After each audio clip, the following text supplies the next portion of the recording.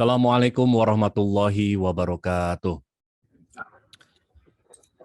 Alhamdulillah, puji dan syukur kehadirat Allah Subhanahu wa Ta'ala atas segala nikmatnya yang telah dilimpah curahkan kepada kita semua. Salam dan salawat kepada Nabi Muhammad Sallallahu Alaihi Wasallam, kepada para keluarganya, para sahabatnya, tabi'in dan tabi'in hingga kepada kita semua. Semoga karena kita mencintai silaturahim, kita dikumpulkan kembali bersama beliau Rasulullah Sallallahu Alaihi Wasallam. Senang, bahagia, tak terkira saya pada malam ini berkesempatan kembali hadir di tengah-tengah Bapak Ibu mitra TSI yang luar biasa. Ada orang tua kita, Bapak Kiai Haji Iso dari Majalengka, ada Bang Haji Har Herbal, Haji Harun yang sedang dibantul, mantul. Ya. Ada Kang Yusuf Supriyadi, ada Kang Dandi, ada Kang Pak Tio, lagi pakai masker, rupanya sedang di perjalanan, ada Pak Amri Sofian, saya yang ada kameranya saja ya. Ada Den Kedung Arto, ada Pak Ali Yudin.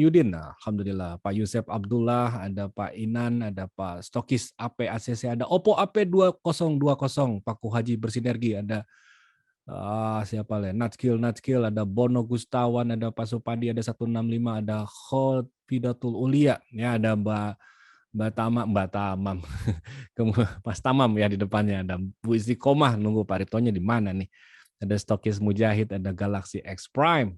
Dan juga ada rekan-rekan yang lainnya, ada Kang Dandi juga, dan juga yang lain-lainnya. Alhamdulillah malam ini kita berkumpul, sekali lagi saya senantiasa mengingatkan.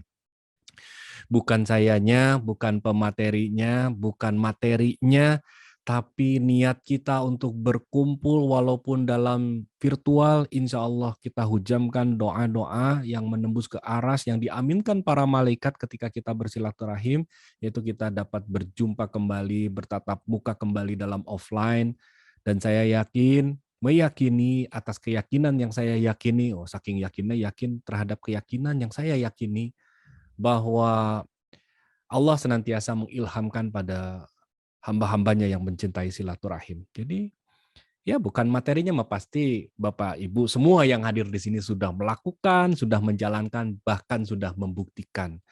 Mohon izin saya berbagi terkait dengan prospek efektif ini, selain juga didokumentasikan, juga untuk saling mengingatkan, terutama untuk saya pribadi dan juga untuk members-members yang baru bergabung, ataupun di sini hadir juga Bapak Ibu calon members, karena di ruang belajar sinergi ini kita juga bisa merekomendasikan bagi calon-calon members yang ingin menjadi member TSI, diberikan saja linknya, kemudian mereka bisa melihat icip-icip bagaimana kita menjalankan setiap Jumat malam, berbagi, bersinergi, sambil beradaptasi dengan teknologi, dengan kondisi saat ini, kondisi new normal. Wah, kondisi new normal, bahkan Hadratus Syekh sendiri sampai memberikan produk brand kepada kita new normal, karena memang demikian adanya. Dan kita bahkan mencanangkan di 2022 ini adalah next normal, karena boleh jadi sudah nggak new banget, udah 2 tahun kita terus ya. Jadi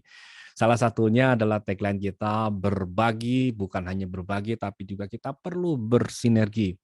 Dan memasuki tahun 2022 kita perlu beradaptasi. Apa saja yang diadaptasi? Yang diadaptasi adalah dengan berbagai kondisi.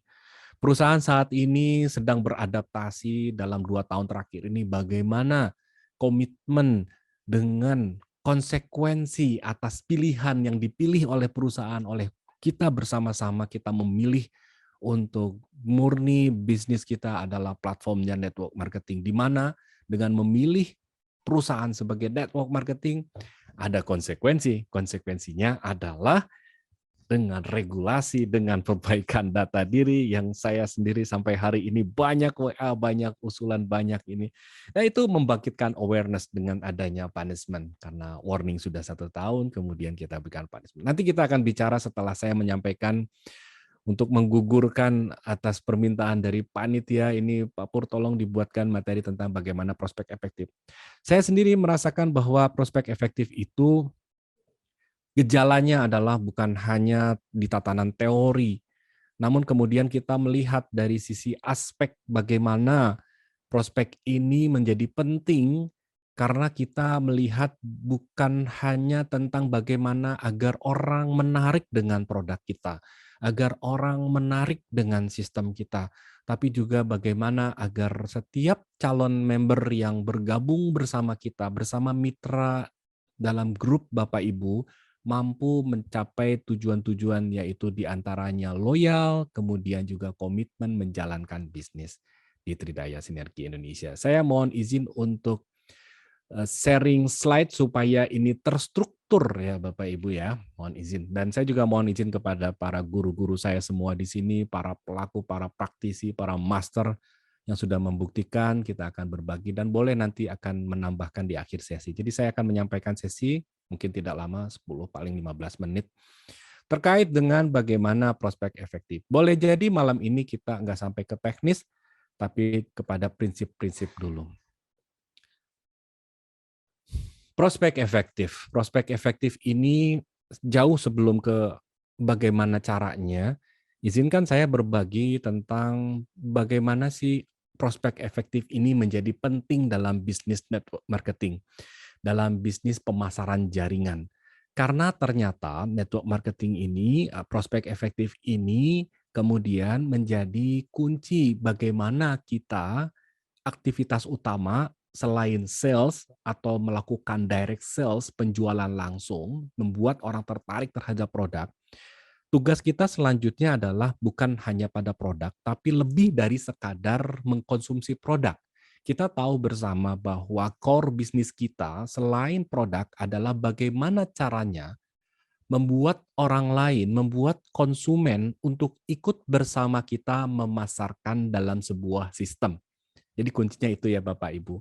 Mengapa prospek efektif ini penting? Karena ini adalah salah satu aktivitas kita dalam mengembangkan jaringan. Bukan hanya jual produk, bukan hanya jual sistem, tapi bagaimana seseorang mampu komitmen bersama kita berjuang.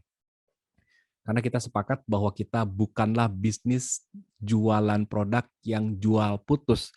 Kita sepakat bahwa kita adalah jual nyambung, nyambung silaturahim, nyambung bisnis, bahkan nyambung sampai persaudaraan, sampai ila yaumil kiamah. Dan dikumpulkan kembali nanti karena kita membawa hujah bagaimana kita menjadi seseorang yang bermanfaat dan telah memberikan manfaat kepada sebanyak-banyaknya umat.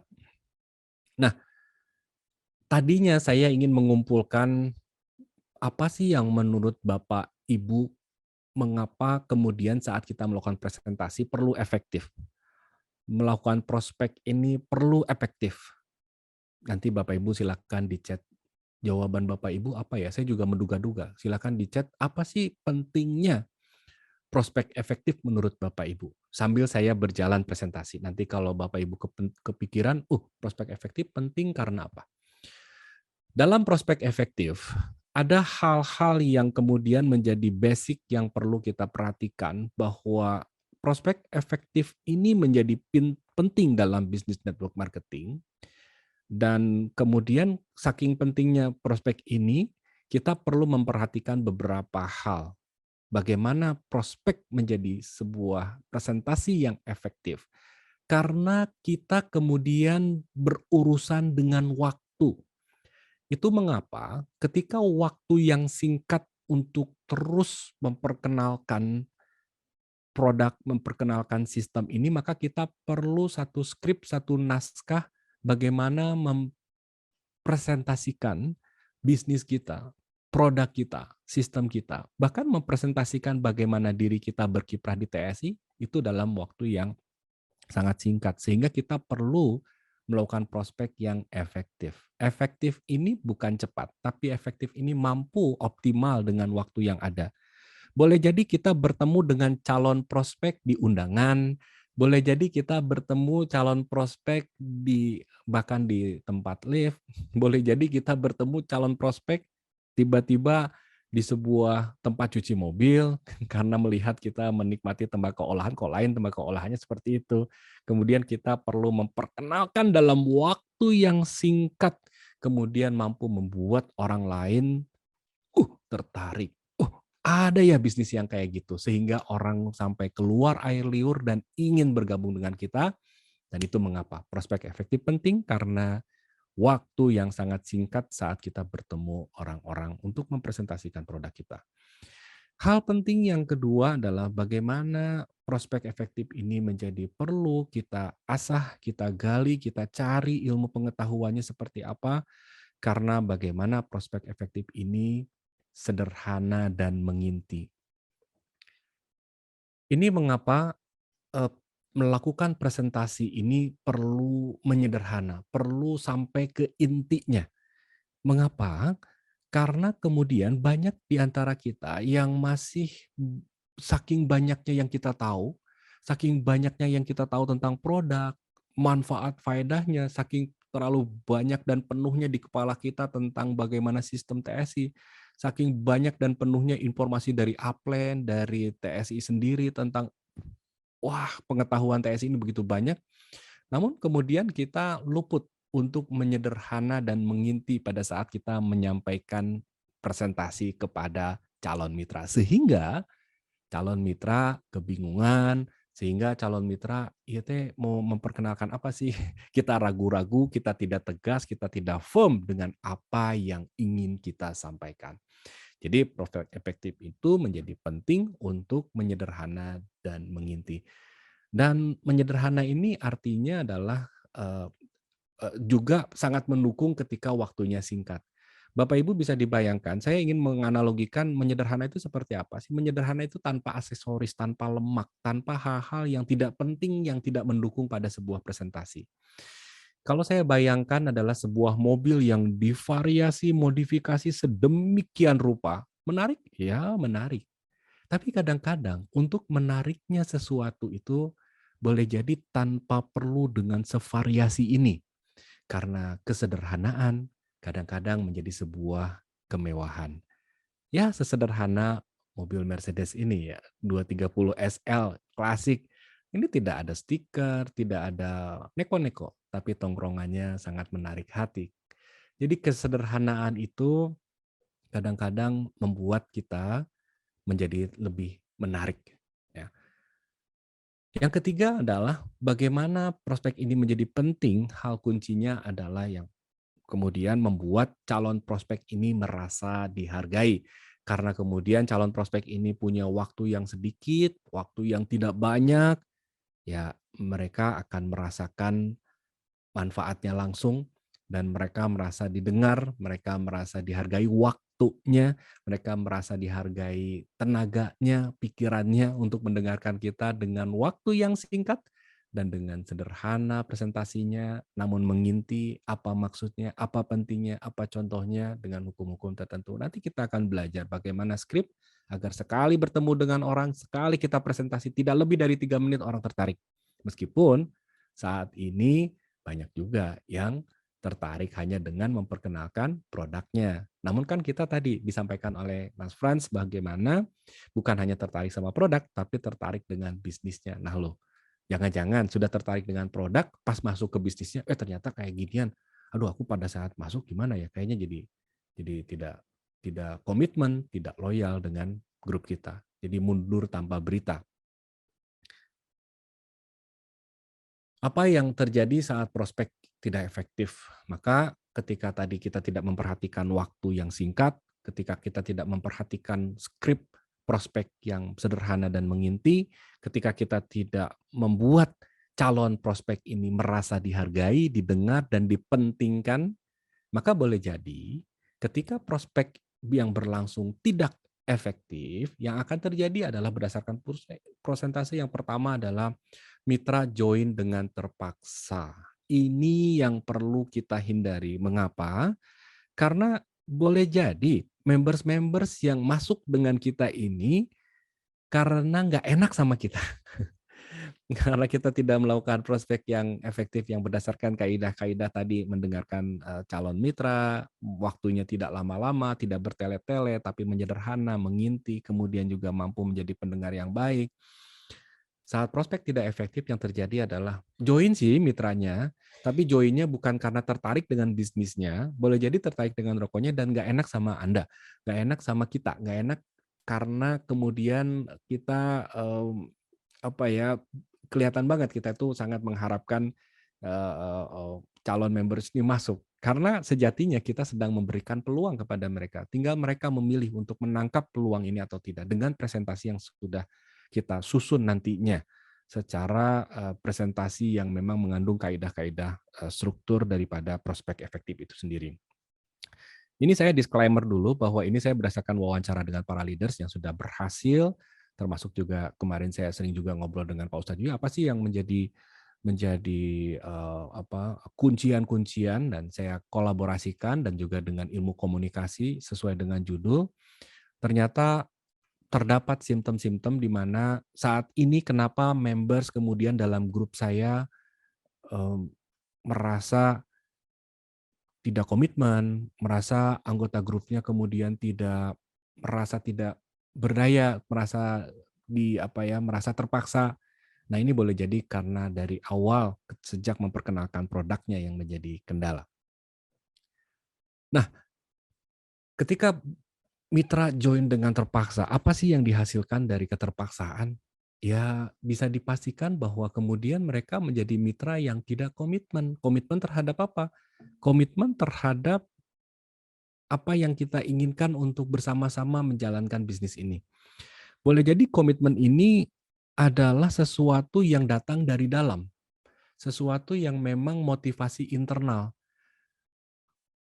Ketika terpaksa, mereka akan mempresentasikan sesuatu berdasarkan di permukaannya saja. Contoh, yuk ketemuan, janjian. Oh iya, karena nggak enak tuh. Kemudian, ini belanja ya produk, oh iya belanja. Ini tolong ya, kenalkan dengan orang lain juga, ajak dong teman-teman rekannya. Oh iya, iyahnya dia tidak disertai dengan motivasi yang di dalam. Iyahnya dia tidak selaras dengan apa yang dia pikirkan. Iya sih, gua mah biar cepet aja. Iya, iya, buek kalau bahasa Sunda. Nah, ini akan menjadi kendala di kemudian hari hanya karena kita kemudian tidak luput untuk memerhatikan bagaimana cara kita melakukan prospek yang efektif berdasarkan kaidah-kaidah komunikasi dan psikologi manusia. Manusia tidak bisa tidak berkomunikasi, namun seringkali kita menerjemahkan komunikasi itu ngobrol-ngobrol, kemudian dialog, conversation, percakapan. Sementara setelah saya mengkaji kembali tentang komunikasi ini, ada hal-hal yang perlu kita pertimbangkan lagi bahwa ngobrol-ngobrol, bercakap-cakap belum tentu berkomunikasi. Karena sejatinya komunikasi adalah ko dan union, bersama dan menggabungkan. Apa yang digabungkan adalah apa yang ada di dalam pemahaman, makna, intention, arti yang ada di dalam, sehingga kita seringkali luput untuk memahami apa yang ada di dalam diri calon member itu sendiri. Kita akan kupas di sesi-sesi berikutnya. Apa yang terjadi saat prospek tidak efektif? Yang pertama, mitra join terpaksa. Yang kedua, hasilnya adalah mitra tidak komitmen. Nah, jadi Bapak Ibu silakan dicek mitra tidak komitmen karena apa ya? Oh, buah-buah ya. Jangan-jangan mitra joinnya secara terpaksa. Karena ketika mitra join terpaksa, mitra akan tidak komitmen. Dan dengan tidak komitmen, yang lebih parah adalah mitra members kita mudah terbujuk. Karena joinnya tidak dengan join mindset network marketing, joinnya adalah join konsumtif produk, sok masuk aja dulu. Jadi member aja dulu, konsumsi aja dulu. Kita luput membina, kita luput merawat, mundur tanpa berita, kelak suatu ketika tiba-tiba members yang sudah kita prospek, yang sudah kita perkenalkan, tidak diikat dengan komitmen, tidak dirawat, akhirnya ia terbujuk pada tawaran-tawaran yang menawarkan cara-cara instan untuk sukses di bisnis produk SIN. Kan produk SIN ada banyak. Jadi kalau kita punya yang tertinggi ini kan, saya mah berdoa terus ya Bapak Ibu, apalagi ada Pak Kiai, ada Bang Haji Harun di sini, semua ada leader-leader. Kita mah bertemu di surga nih ceritanya. Setelah bertemu di surga, apa ya syaratnya? Oh, syaratnya adalah menjalankan mandat dari Allah Subhanahu wa taala. Allah bilang untuk menjadi khalifah dan menjadi hamba, yaitu serving atau melayani. Melayani siapa? Melayani hamba lainnya. Untuk menjadi bermanfaat bagi orang lain. Oh, menjadi bermanfaat dengan orang lain, saya sepakat nih. saya jalannya lewat SIN. Nah, SIN sendiri kan ada banyak kecabangannya, ada lewat TSI, ada lewat konvensional, ada lewat apa. Oh, saya mah memilih terorganisir karena saya ingin lebih besar, lebih tersistem, sehingga lebih kuat, tahan lama durasinya. Oh, saya pilih TSI. Oh, TSI bagian apa ya? TSI itu kan ada banyak-banyak bagian lagi, Bapak-bapak, Ibu-ibu ya. Ada bagian di lapangan, ada bagian di komando di pusat operasional di dalamnya gitu untuk memfasilitasi bagaimana supaya di lapangan lancar, untuk bisa terfasilitasi produknya. Nah, saya bagian ini. Oh, jadi di bagian TSI-nya, di manajemen. Di manajemen juga ada pilihan lagi. Ada apa nih? Oh, ada yang bagian IT-nya Pak Ojan, ada bagian operasional dan juga SDM-nya Pak Irfan, ada bagian pelayanannya Pak Opik, ada bagian ya kayak gini-giniannya. Saya ambil bagian itu. So, ketika prospek tidak efektif, boleh jadi kemudian members kita menjadi terpaksa join, kemudian juga karena terpaksa join ia tidak komitmen, dan tidak komitmen akhirnya mudah terbujuk. Dan ketika mudah terbujuk, pindah ke jaringan lain, cek kembali. Apakah kita sudah merawat mitra-mitra kita? Apa yang sudah kita lakukan dan apa yang belum kita lakukan? Apa yang kita lakukan pertama? Di luar itu, di luar kendali kita, di luar zona kuasa kita, berarti ada sesuatu yang menjadi sebab. Kita sering menggaduhkan akibat, tapi luput mengingat apa yang menjadi penyebab.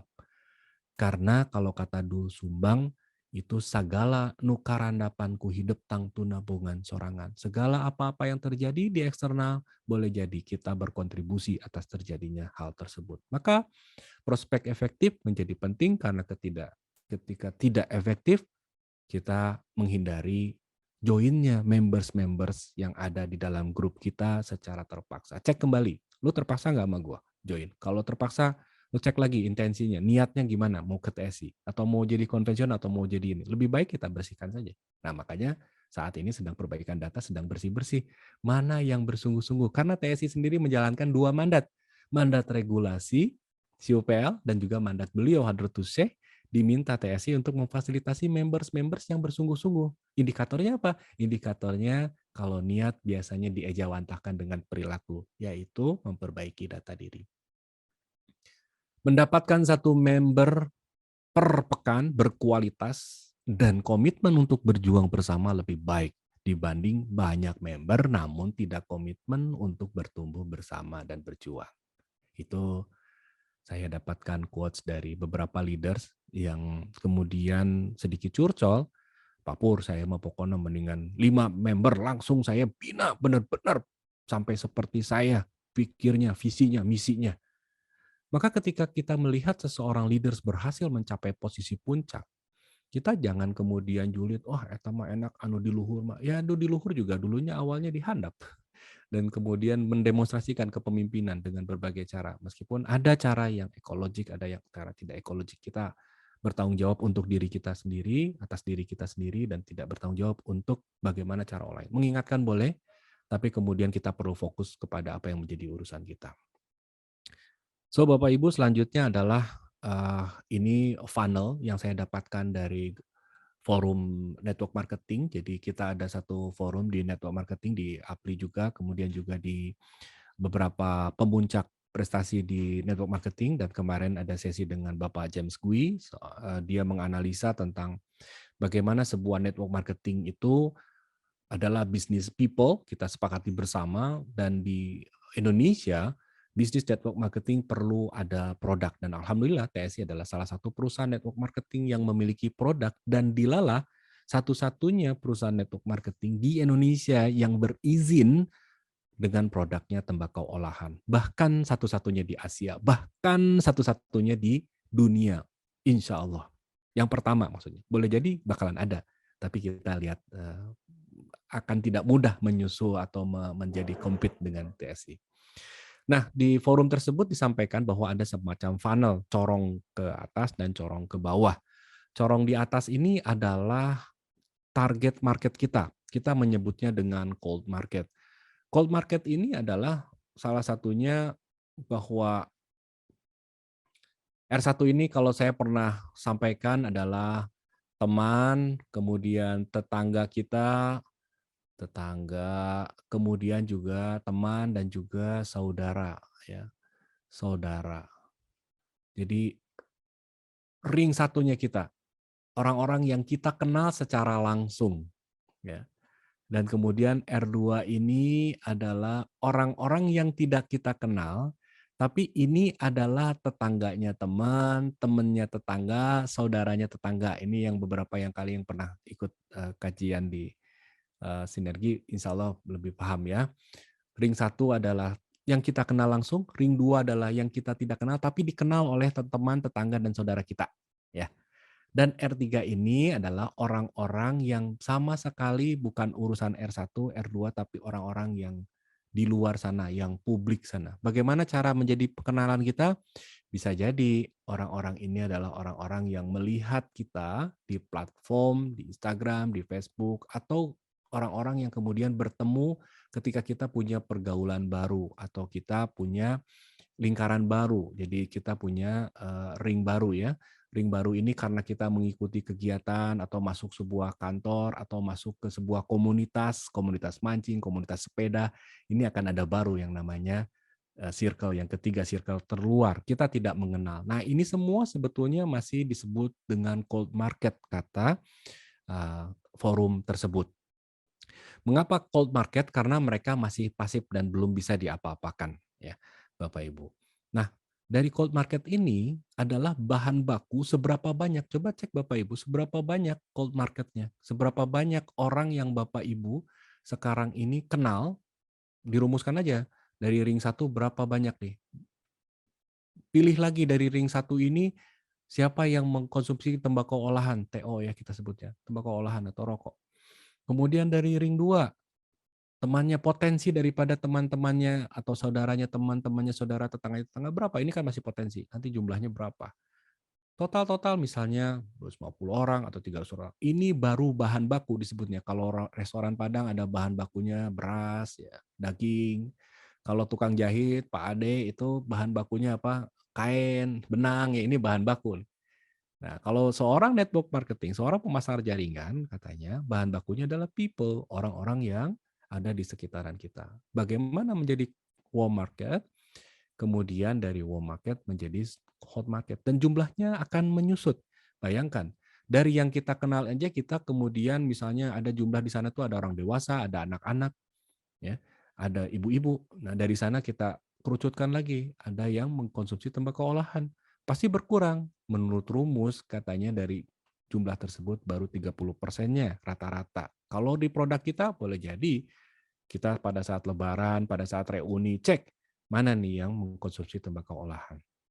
Dari yang mengkonsumsi tembakau olahan menjadi hot adalah orang yang tertarik join dengan bisnisnya. Kalau kita mindsetnya adalah memperkenalkan bisnisnya. Jadi ini adalah corong untuk bagaimana bergabung dengan kita di TSI.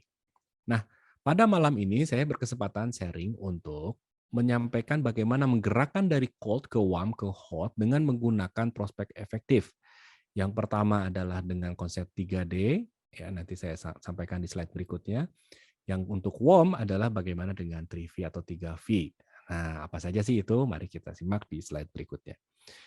Nah, sebelumnya ini adalah menjadi members yang komitmen berjuang bersama TSI. Nah, Bapak Ibu, apa sih yang diperlukan ketika kita menggerakkan dari cold market kemudian ke warm sampai ke hot? Yang pertama, saya ingin sampaikan ada dua aspek penting menjadi prinsip bagi kita sebelum kita menjalankan yang namanya presentasi dan prospek efektif. Yang pertama adalah konten yang kuat. Konten ini adalah lebih kepada siapa diri kita, jati diri kita. Jadi karakter diri kita. Karakter yang kuat itu kemudian dipancarkan melalui konteks yang tepat. Konteks ini tidak perlu kuat, tapi tepat penggunaannya. Apa sih konten yang kuat ini? Konten yang kuat ini tentang diri kita, tentang jati diri kita. Yang pertama adalah yang paling penting, kita perlu menjadi seseorang yang dikenal. Nah, yang dikenal. Dikenal. Dikenal ini apa sih? Kita dikenal sebagai siapa? Siapa diri kita? Nah, kan di sini misalnya, maaf-maaf ya, Pak Kiai Iso dikenal sebagai seorang mubaleh, seorang seorang guru, seorang seorang asatidz di mana tempat, kita bertanya tentang persoalan-persoalan agama, seorang pemimpin spiritual di Majalengka. Misalnya Pak Haji Harun, di Departemen Keagamaan, seorang pejabat di Departemen Keagamaan. Itu kan, orang mengenal kita itu siapa sih? Nah, mungkin kemarin ada Pak Ade kenal sebagai seorang penjahit, jadi penjahit, jadi direktur ya. Kemudian apa yang dilakukan? Selaras nggak? Apa yang dilakukan? Orang-orang mengenal kita ini dengan apa yang dilakukan oleh kita. Nah, ketika kita tahu bahwa diri kita sudah tahu, orang lain tahu siapa kita, orang lain tahu apa yang kemudian, kita lakukan. Kita kita teliti lagi, kita dikenal ini kemudian oleh siapa saja? Oleh siapa? Kalau tadi kan siapa kita, purnama, apa yang dilakukan? Yang dilakukan ngisi forum RBS, membantu TSI dalam memberikan dukungan berbagai teknis, riset, dan juga market misalnya. Oleh siapa kita kenal? Nah, kalau ini balik lagi ke yang tadi, oleh teman tetangga kita di R1, kemudian temannya teman, temannya tetangga, saudaranya tetangga ya R2, kemudian orang atau publik di luar sana, umum.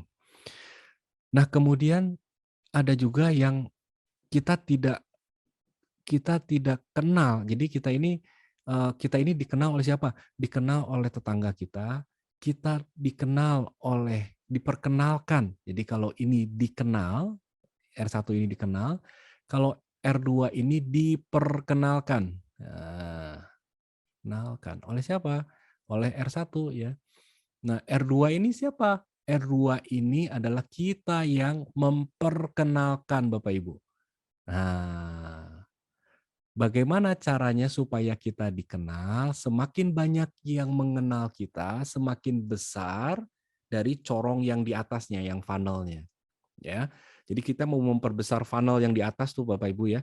Jadi kita mau memperbesar jumlah R1, R2, R3-nya. Kesempatan dalam zaman sekarang ini justru lebih mudah orang untuk mendapatkan pemahaman atau mendapatkan kesempatan untuk memperkenalkan. Jadi kalau dikenal oleh ring 1, diperkenalkan oleh ring 2, memperkenalkan diri kepada ring 3 ini adalah dengan cara bagaimana? Cara banyak-banyak kita mengisi forum, mengupload di sosial media, kita manfaatkan Instagram, kita manfaatkan apa?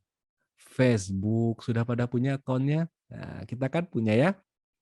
Nah, silakan buat kalau belum. Ini keniscayaan zaman, kita perlu untuk dikenal ini adalah mengenal bagaimana kita dikenal oleh siapa, oleh ring 1, diperkenalkan oleh ring 1 ke R2, memperkenalkan diri kepada ring 3 dengan cara apa? Memperbanyak konten, membuat akun sehingga apa? Kemudian membuat misalnya komentar di mana? Komentar di Facebook atau Instagramnya TSI karena TSI sudah punya Facebook dan Instagramnya. Tridaya Sinergi ID. Tridaya Sinergi ID ini di Instagram pun sudah banyak Bapak Ibu DM atau direct message ke siapa? Ke DM-nya akun TSI. Nanya, saya mau lihat leader. Oh silakan, yang komentar-komentar yang follow kita itu juga banyak kok member TSI. Bapak Ibu silakan aja add atau follow. Nah, kalau bayangkan Bapak Ibu kemudian memberikan komentar atau upload story, kemudian kita pasti dibuat restory ya, di add story kita di TSI, kemudian orang publik yang R3 ini, yang tidak mengenal sama sekali dengan Bapak Ibu, kemudian melihat akunnya TSI, oh ini kayaknya orang nih leader, misalnya kemarin nih, ada yang nanya, kan misalnya ada yang sharing di RBS, ada sharing, ada Pak Tio tuh, Pak Tio kemarin sharing. Kan kita upload, kemudian ada Pak Tio. Orang nyari tuh, oh ini di TSI leadernya Pak Tio, saya DM saya mau gabung dengan TSI. Noh, itu tanpa prospek bakat sama sekali. Tapi karena kita ada kiprah di sini. Jadi ini salah satu upaya kita bagaimana bukan hanya dikenal, bukan hanya diperkenalkan, tapi juga memperkenalkan diri. Zaman sekarang bisa memperkenalkan diri dengan menggunakan sosial media. Konten yang kuat, jadi jati diri kita yang firm bahwa kita punya sesuatu untuk nanti kita lakukan di prospek efektif. Yang kedua adalah bukan hanya dikenal, dikenalnya sebagai apa, dikenalnya bagaimana sih orang ini. Kita ini dikenalnya apa? Kita ini dikenalnya sebagai orang yang santun, kita ini dikenalnya sebagai orang yang jujur, kita ini dikenalnya sebagai orang yang amanah, kita ini dikenalnya sebagai orang yang suka membantu, maka disukai ini adalah satu karakter yang kuat, yang melekat di benak orang yang mengenal kita, yang diperkenalkan. Bayangkan, kita adalah orang yang kemudian selaras antara pikiran, perasaan, ucapan, dan perilaku. Bayangkan, oleh teman kita, tetangga kita, ketika ia kemudian bertemu dengan temannya, bertemu dengan saudaranya, bertemu dengan ring 2, dan ring 2 ini tiba-tiba, saya teh aya rokok. Tapi saya cenah mah ada bisnisnya, katanya ada bisnisnya di mana? Kata teman yang ring 1 teh ya, yang kenal dengan kita langsung, dia bilang, "Oh, saya kenal dengan Pak Kiai Iso di Majalengka. Dia menjalankan bisnis luar biasa ini. Dia mah orangnya amanah. Dia pasti membina antum." Bisa? Bisa. Karena kemudian kita menjadi karakter yang disukai, menjadi ingat. Jadi jangan salah, kita berbuat baik, kita senyum, kita jujur, kita amanah, itu membuka rezeki kita, benar Bapak Ibu. Karena apa? Dengan orang mengenal kita yang baik, jujur, amanah, suka senyum, ramah, eh, pemberi, suka menolong dalam suka dan duka, itu orang akan mengenal melekat kita dan akan merekomendasikan dengan sukacita ketika ada bisnis yang terkait dengan kita. Ya, saya banyak menemukan orang-orang yang kemudian tidak melakukan prospek, tapi dia banyak direkomendasikan, banyak yang menghantarkan mitra-mitra kepada dia. Jadi dia mencapai posisi puncak itu, boleh jadi dia melakukan prospek, tapi juga dia banyak dihantarkan oleh rekannya, temannya yang kemudian, kenalkan ini teman saya mau jalanin bisnis yang kayak kamu jalanin tuh. Nah, dia dapat tuh disukai. Dan tadi ketika dikenalkan, diperkenalkan, memperkenalkan diri, karakternya seperti apa? Ketika komen di TSI, di Facebook, munculkan komentar yang positif vibes atau positif, energi positif. Sehingga ketika orang melihat Instagram, ketika melihat Facebooknya Tridaya Sinergi Indonesia, ada yang komen, atau kemudian, yang komennya ini mengandung positif, mengandung motivasi, orangnya itu positif gitu ya, selalu memberikan satu kata-kata yang berdaya. Oh, siapa ya? Kemudian dikepoin, didatengin, dilihatin, oh dia sekarang ternyata seorang leaders di TSI, dia sudah walaupun belum sampai posisi puncak, tapi dia kayaknya aktivitasnya sedang mengantarkan produk, sedang membina mitra, oh kayaknya saya senang ini bisa bergabung, dia disukai. Nah Bapak Ibu, mengapa kemudian selebritis, orang-orang yang populer, orang-orang yang terkenal, jadi bukan dikenal, bukan diperkenalkan, bukan memperkenalkan, tapi dia sudah terkenal, ter itu berarti paling ya. Kemudian orang yang disukai, kalau di Instagram itu ada yang namanya centang biru ya. Itu kemudian di-endorse atau diberikan produk untuk dipakai sehingga ketika dia upload di sosial media, orang kemudian mengenal produk tersebut. Nah, Bapak Ibu ini sebetulnya sedang menjadi endorsement. Endorsement siapa? Endorsementnya beliau, endorsementnya produk SIN, endorsementnya bisnis TSI. Ketika kita punya sifat atau karakter yang positif, dikenal dan disukai, insya Allah Bapak Ibu akan terbuka. Boleh jadi Bapak Ibu misalnya saya mah tidak bisa presentasi Pak Pur, minimal kalaupun tidak bisa presentasi, upload di Instagram, upload di Facebook, positive vibes, sebarkan energi, sebarkan antusias. Bisnis TSI luar biasa, komen di TSI, komen di Facebook, ramaikan, repost TSI di story dimanapun, sehingga orang-orang akan bergemuruh melihat produk ini di dunia maya dan mencari produk untuk bisnis sampingan itu yang mudah, murah, dan sederhana untuk dikembangkan, yaitu bisnis TSI, dan produknya juga produk konsumtif adiktif harian dan legal pula, punya CUPL juga, dan satu-satunya di Indonesia, bahkan di Asia, bahkan di dunia. Kemudian ngelihat siapa nih dalang-dalangnya, punggawa-punggawanya, ternyata ada nama Bapak Ibu yang kemudian di kolom komentar, kemudian di tempat yang berteman dengan TSI ya. Konten yang kuat juga selain dikenal, disukai, otomatis seperti halnya selebritis, ketika dikenal, kemudian orang banyak likes. Saya nggak ngerti ya Bapak Ibu, umat tuh di mana adanya ya ketika seorang centang biru itu ketika dia ngupload foto lagi manyun aja gitu Bapak Ibu ya, itu orang pada nge-love gitu kalau di Instagram, kalau di Facebook tuh pada ngasih jempol, komentarnya banyak banget. Ini orang tinggal switch saja jadi duit gitu Bapak Ibu, ya. Bagaimana kalau kita sama-sama meramaikan jagat maya, bagaimana kalau sama-sama kita meramaikan bisnis ini dengan cara 2022 kita sambut dengan pemahaman baru, oh iya ya bisnis TSI itu ternyata iya sih produknya berkualitas, tapi produk berkualitas ini akan mandek di situ-situ aja. Prospek ya ke member-member lagi, member-member batur diprospekkan gitu ya. Itu bukan efektif, itu namanya destruktif. Prospek destruktif, nggak prospekkan member batur ya. Jadi kita inginlah menciptakan positive vibes yang baru, PSI yang baru, Bapak Ibu yang baru, yang saya yakin dengan soleh dan soleha antum semua, insya Allah punya spirit yang sama, bagaimana kita TSI ini dikenal, disukai, dan juga akhirnya diikuti. Diikuti ini karena satu, diikuti ini karena ia trust. Dan trust ini adalah mata uang yang tidak terfluktuasi. Tidak terfluktuasi ini tidak mengenal dengan zaman, tidak mengenal dari dulu yang namanya trust itu ya begitu. Dia tidak berfluktuasi. Orang bertransaksi ini dengan nilai kepercayaan kok.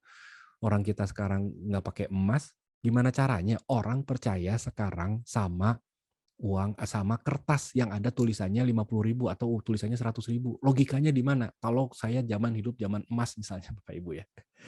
Itu kan kesepakatan. Trust ini adalah makanya di Amerika mata uangnya in God we trust. Kemudian sekarang Bapak Ibu sedikit update saja melenceng, ada kemudian yang metaverse. Metaverse adalah sebuah dunia maya di mana di sana ada lapak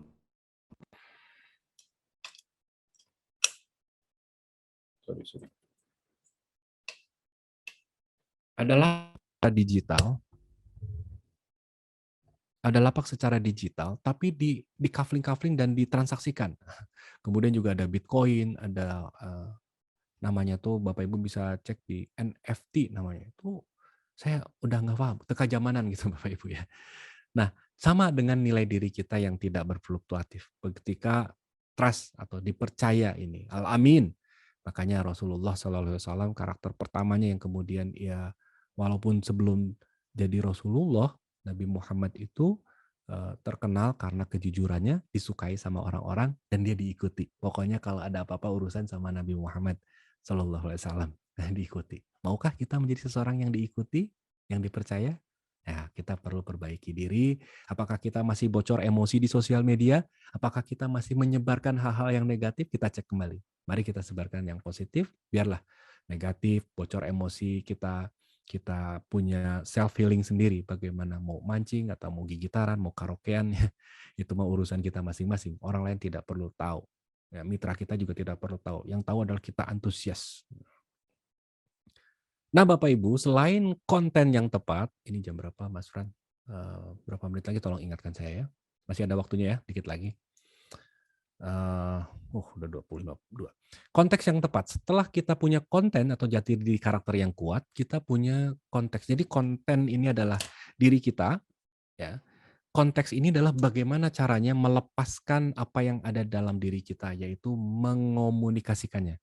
Jadi bagaimana kita mengomunikasikan jati diri kita, bagaimana kita mengomunikasikan apa yang kita miliki, karakter kita, produk kita, sistem kita perlu mengomunikasikan dengan konteks yang tepat. Apa saja perbekalannya jauh sebelum kita memahami produk, memahami sistem, sambil berjalan kita memahami produk, sambil berjalan kita memahami sistem, sambil kita berjalan memahami tentang perusahaan, tentang konsep bisnis TSI, kita perlu cek keterampilan, skill bagaimana mengkomunikasikan. Karena banyak orang pinter, banyak orang yang tahu segala macamnya, tapi dia masih luput untuk mengkomunikasikannya. Dan mengkomunikasikan ini perkara skill kok. Ketika kita tidak percaya diri dalam hal apa? Pokoknya yang namanya percaya diri itu, Bapak Ibu, sesuatu yang berkonteks, sesuatu yang kemudian bukan diri kita. Percaya diri itu adalah tentang skill, tentang apa yang kita lakukan, bukan tentang diri, beingness kita. Kalau tentang diri kita, nilai diri kita, harga diri kita itu adalah self-esteem namanya, atau harga diri. Apa yang kita lakukan, kita nggak pede, bukan berarti kita orangnya nggak pede. Karena nggak pede atau nggak percaya diri itu adalah berkonteks. nggak pede dalam hal apa? Ya, kalau nggak bisa presentasi ya berarti dalam presentasi saja. Oh yang lain mah bisa pede. Ya. Maka konteksnya disebutnya dengan konteks yang tepat atau cara yang tepat. Yang pertama yang perlu kita perhatikan adalah saat melakukan prospek efektif. Prinsip paling penting, kita tahu bahwa don't judge the book by its cover, jangan menilai orang dari luarnya, tapi orang menilai diri kita dari luarnya. Orang melihat diri kita dari bagaimana kita berpenampilan secara visual. Visual ini lebih kepada bagaimana kita berpenampilan. Apakah kita berpenampilan sudah pas? Nah, pas ini tidak gombrang, tidak merecet ya. Apakah penampilan kita sudah pantas? Jadi pas pantas rumusnya ya. Apakah penampilan kita sudah berkhidmat? Khidmat itu adalah menghormati orang atau kawan bicara, berkhidmat pada calon mitra. Kenapa berkhidmat pada calon mitra? Karena kita ingin membawa diri kita supaya kita punya marwah, punya harga diri karena yang kita bawa adalah produk beliau, yang kita bawa adalah nama besar Tridaya Sinergi Indonesia, yang kita banggakan, yang kita ingin presentasikan, yang kita ingin citrakan. Loh, citra ini silakan Bapak Ibu cek para mubaligh, para kiai, para guru ketika berpresentasi, ketika kita kemudian berkhutbah kan dengan menggunakan pakaian yang sebaik-baiknya pakaian, sepantas-pantasnya pakaian karena dalam upaya untuk berkhidmat kepada calon mitra. Sehingga tadi calon mitra punya trust kepada kita. Nggak perlu mahal, nggak perlu kemudian bermerek, nggak perlu. Yang terpenting adalah pas, pantas, dan juga kita niatkan untuk khidmat pada calon mitra. Saya bisa saja menggunakan kaos, tapi malam ini saya pilih untuk memberikan contoh bagaimana komunikasi visual, memberikan background yang pantas, menggunakan baju kemeja yang pantas, kemudian tata cahaya, tata suara. Ini untuk apa? Untuk berkhidmat kepada Bapak Ibu semua agar Bapak Ibu juga nyaman melihatnya. Slide-nya saya persiapkan dalam 1 hari ini baru tadi pagi saya siapkan. Kemudian audionya supaya Bapak Ibu berkhidmat dan bisa menikmati. Demikian halnya ketika kita melakukan prospek. Perhatikan apakah kita masih pakai baju lusuh, kemudian bau apek, belum mandi, rambut nggak sisiran. Perhatikan. Dalam konteks yang tepat juga selain visual, ada yang namanya verbal atau verbal ini adalah kata-kata yang memberdayakan, kata-kata yang tidak menjelekan, kata-kata yang kemudian terstruktur, kata-kata yang kemudian memiliki magis, memiliki kesederhanaan. Kata-kata yang kemudian kita persiapkan dan kita pikirkan apa maksud kita, apa maunya kita. Maka nanti di pertemuan berikutnya kita akan membangun skrip bagaimana presentasi 3 menit saja untuk memperkenalkan 3 hal, yaitu bagaimana produk, bagaimana sistem, dan bagaimana konsep bisnis perusahaan. Ya, kita akan buatkan, kita akan latihkan, dan kita akan serahkan kepada Bapak Ibu. Saya buatkan template-nya, Bapak Ibu silakan kombinasikan. Dan itu kita latih-latih menjadi sebuah skill, maka dalam setiap kesempatan ketika bertemu saja kesempatan, jangan lewatkan. Langsung gunakan skrip yang sudah kita punya, dan mudah-mudahan kemudian membuat calon mitra atau konsumen atau siapapun itu menjadi tertarik bergabung bersama Bapak Ibu. Itu kita perlu pertimbangkan menyambut 2022 ini. Terakhir, konteks yang tepat ini juga adalah bagaimana komunikasi nonverbal. Nonverbal ini adalah sesuatu yang bukan kata-kata, tapi gesture. Gesture yang paling murah meriah, sederhana apa sih Bapak Ibu? Kalau saya dari tadi, dari awal pertemuan ngebuka kamera apa? Smile atau senyum. Nonverbal ini bayangkan Bapak Ibu, ketika Bapak Ibu senyum di sebuah tempat ruang tunggu, dokter gigi atau apa ya, senyum aja. Orang pasti balas senyum kok di tempat apa. Cuman jangan sering-sering nanti jelma gelo cenah ya. Gestur ini sederhana senyum, tapi nanti kita akan belajar bagaimana setelah kita menyusun kalimat kata-kata yang berdaya, kita menyusun bagaimana tampilan kita yang upayakan rapi, kemudian menyusun bagaimana kita menggunakan tangan, hand gesture, ketika kita ingin meyakinkan, ketika kita ingin menegaskan, ketika kita ingin menunjuk, jangan pakai tunjuk tapi pakai tangan palm up, kemudian palm down, itu ada maknanya. Kepala ke atas, mata ke bawah, mata kepala ke pinggir ketika mendengarkan, kemudian kita seperti ini, supporting kepada kawan bicara kita. Sehingga pada akhirnya tujuan tadi, kita disukai dan kita dipercaya oleh orang lain atau calon prospek kita. Nah, pertemuan selanjutnya kita akan membahas kupas teknis. Tadinya hari ini, malam ini hanya memang kita berbatas waktu dan kita perlu berkhidmat pada waktu. Saya menyampaikan hal-hal berikut. Jadi kita sudah belajar bahwa dalam prospek efektif kita perlu konten yang kuat dan juga konteks yang tepat.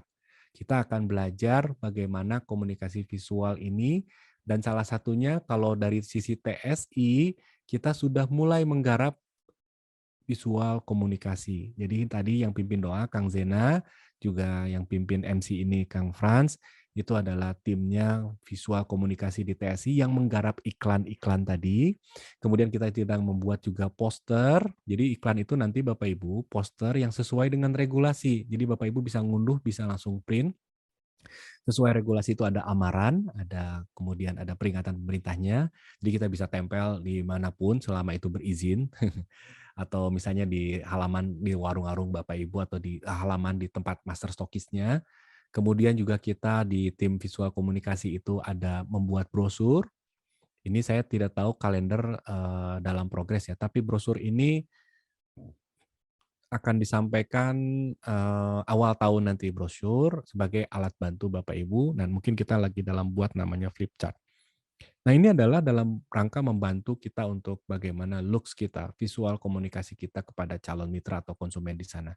Karena boleh jadi calon konsumen juga membutuhkan informasi yang komprehensif, yang lengkap. Dan brosur ini sudah pernah saya sampaikan di RBS ke-12 kalau saya tidak salah, tentang fitur-fiturnya. Jadi brosur ini nanti bisa update, ada linknya, ada QR code-nya, sehingga ketika produknya harganya berubah, itu maka kan di website, link ke website itu jadi berubah, jadi cepat. Regulasi dan segala macam juga berubah.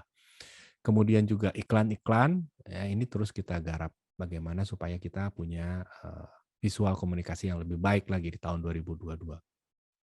Kemudian kita akan membahas nanti komunikasi verbal ini, kita akan menyusun skripnya, kata-kata apa yang memberdayakan, kata-kata yang mempengaruhi, dan kita juga akan belajar gestur verbal non-verbal, kita akan mempelajari bagaimana kemudian dari semua tentang komunikasi ini, cara kita untuk mendengarkan, cara kita untuk bagaimana menyesuaikan tempo, nada bicara calon mitra kita, sehingga mereka tujuan akhirnya adalah mempercayai kita, menyukai kita, dan ingin bergabung bersama kita. Jadi ini yang terakhir bahwa 3D itu tadi adalah disukai, kemudian juga dikenal, disukai, dan dipercaya atau diikuti. 3V ini adalah kemudian visual, verbal, dan juga non-verbal.